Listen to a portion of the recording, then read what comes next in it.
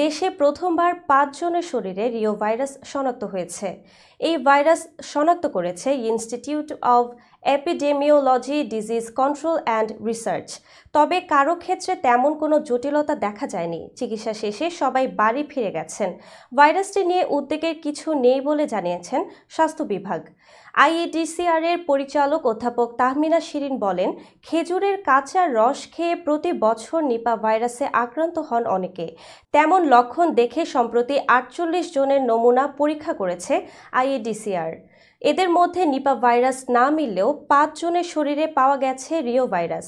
নতুন রোগ জীবাণু অনুসন্ধানে যুক্তরাষ্ট্রের কলম্বিয়া ইউনিভার্সিটির সঙ্গে আইইডিসিআর এর নিয়মিত গবেষণায় শনাক্ত হলো এই ভাইরাস। রিও ভাইরাস ছড়ায় হাঁচি কাশির মাধ্যমে। আক্রান্ত হলে শ্বাস প্রশ্বাসের সমস্যা, জ্বর, মাথা ব্যথা, বমি ও ডায়রিয়া হতে পারে। মারাত্মক হলে নিউমোনিয়া, এমনকি এনকেফালাইটিস বা মস্তিষ্কের প্রদাহও দেখা দিতে পারে। বেশি আক্রান্ত হয় শিশু ও বয়স্করা। অধ্যাপক তাহমিনা শিরিন আরও জানান, দেশে অনেক এনকেফালাইটিস রোগী পাওয়া গেছে, কিন্তু কারণ খুঁজে পাওয়া যায় না। এই গবেষণায় এসব রোগের চিকিৎসায় কাজে দেবে।